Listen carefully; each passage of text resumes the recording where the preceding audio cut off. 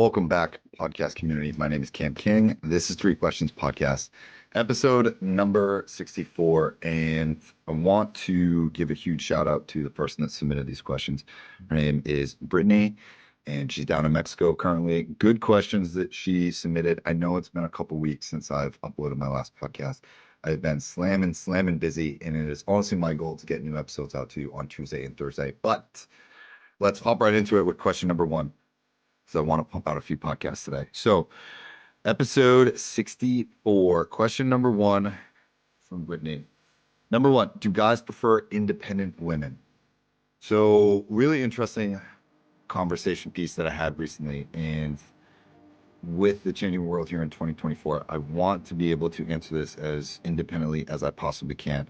I know a lot about men. I know only as much as I've experienced about women and from some of the books that I've read and some of the things that I've experienced myself.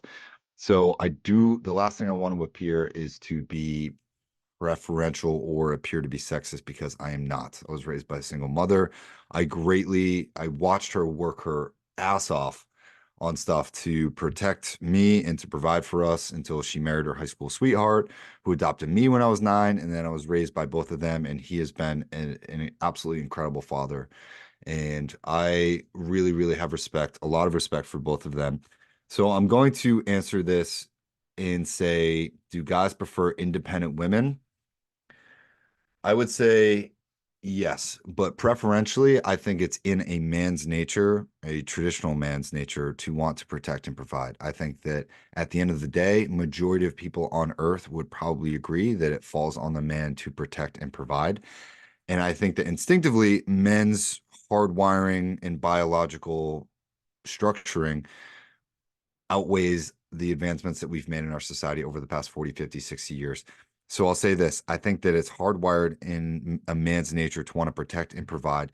And I think that when instinctively he meets a woman who is independent, who is making her own money, who has her own routines and hobbies and friend group and experiences and interests outside of that relationship, I think that can very much intimidate a man.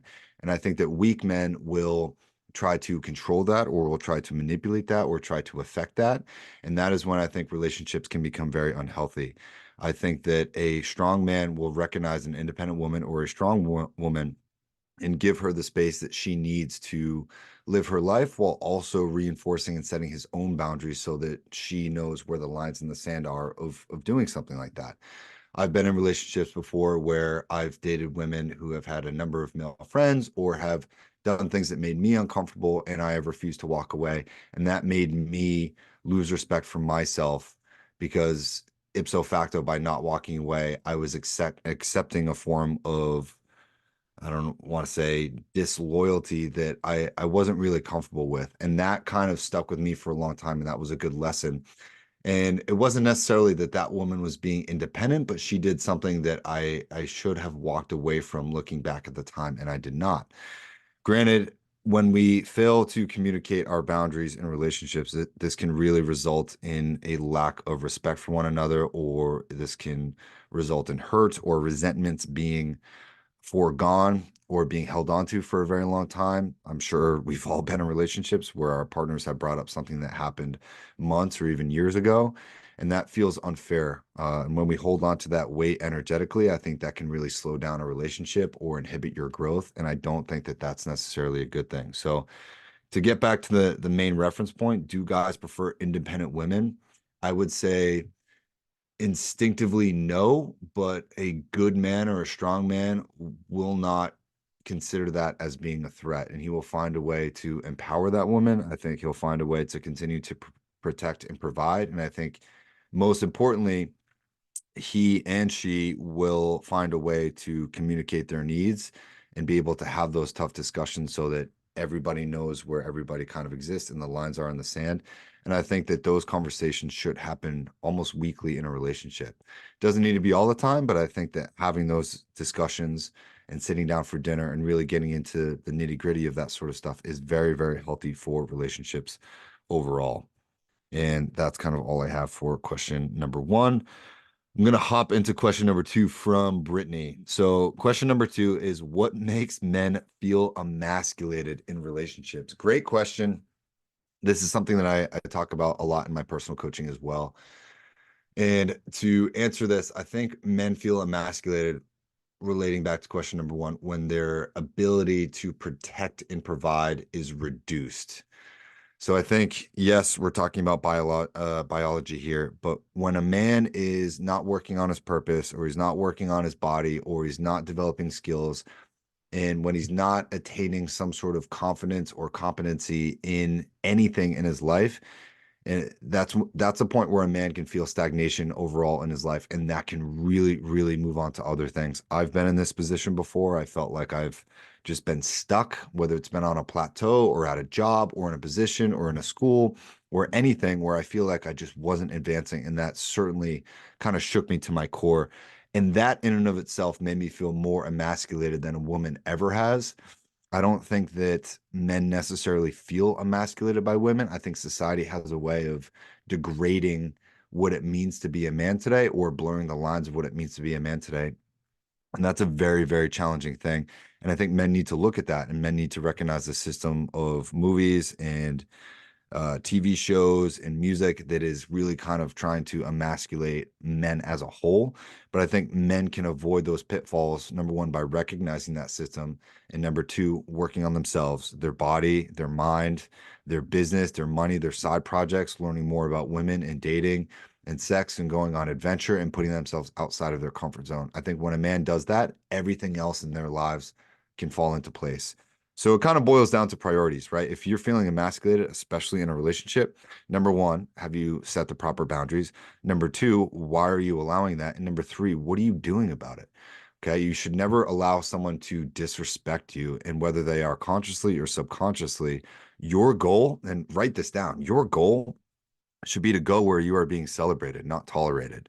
And anytime that you feel like you're in a position where you're just being tolerated at work, at school, at the house, in a relationship, that's something that you need to address as a man, not from an ego perspective, but holy cow, man, like figure out why you're being disrespected and choose not to allow that by walking away and keeping your head held high. Whether someone breaks up with you, or you break up with them, or you get fired, or you decide to leave a job, understand that, hey, that person disrespected you, and that's not something that you're ever going to allow in your life again. It's as simple as that. So when people, in particular, when men feel emasculated, you need to look at why you are allowing that in the first place. If you've allowed it once, hey, that's a good learning point. You're never going to allow this to happen again. You need to walk away right now. If it's happened a second time, or it's happened a third time, or it's happened repeatedly, that's something internal to the point where you are allowing people to go far past your boundaries and disrespect you and emasculate you. And that is something where you need to actually draw a line in the sand and say, hey, here's my protocol for when someone emasculates me. I walk away from that situation. I'm not going to allow people in my life who don't choose me, or conversely, who choose to emasculate me or try and tear me down. I can't tell you the number of men that I've seen in relationships whose women have straight out disrespected them in a public setting or a public place. Um, that's happened to me a couple times, and I've seen it happen to my friends, where my friends just shut down. And obviously, men cannot act out emotionally, or else we lose respect for one another. But when women really have meltdowns or fights or disagreements, and they act out emotionally, that can be really tough for a man to handle. And I've seen most men just shut down, and they sort of allow it. I don't know what typically happens after that. I think for me, I tend to withdraw for a long time before I can process what's happened, and I allow that other person to cool down. And looking back, I think that I wish I had chosen to walk away in a few of those situations permanently. So really look at when you're feeling emasculated, look at why that's happening, and ask yourself why you're not doing anything about it, in particular, walking away. Do not engage with people that emasculate you at work. Do not engage with people that emasculate you in relationships or in friendships or anything else. If someone is tearing you down on a consistent basis more than they are building you up, that's something that you need to be able to recognize. So that's all I got for that. That's 5 questions, or excuse me, 5 minutes for that question. And number three, since we are rolling here, do women think lower of men that make less money? I'm going to read that again. Do women think lower of men that make less money? I would say short answer, yes. Short answer, yes. I think that women will look down upon a man that makes less money than them. Now, when it comes to long-term ability, if you are making less money than you women, that you are going to lose respect, you are going to lose power, you are going to lose leverage. And I'm not just talking about control in relationships, but relating back to question number one, biologically, I think is a man's ability to protect and provide. And a man's value is based upon his ability to keep his word and then the services that he can render to that company, to that relationship, to whatever. So your value as a man completely based upon the skills that you can bring to the table, and then also your ability to keep your word and essentially be trustworthy. And if you can't do either one of those two things, either you have no skills or you're not trustworthy, you're not going to make a lot of money. If you're trustworthy and you have a lot of skills, you're going to make a lot of money guaranteed. And then your capability and your ability to protect and provide greatly, greatly increases. And that, I think, is the recipe. So rewind this 30 seconds and listen to that again. But when you finally understand that that is the system, you will change your focus from chasing women or playing video games or being addicted to sugar, weed, alcohol, porn, and you will start to focus on building and acquiring skills, whether those are digital skills or tangible skills like plumbing, being good at electricity or building houses or fixing cars, whatever side project that you have.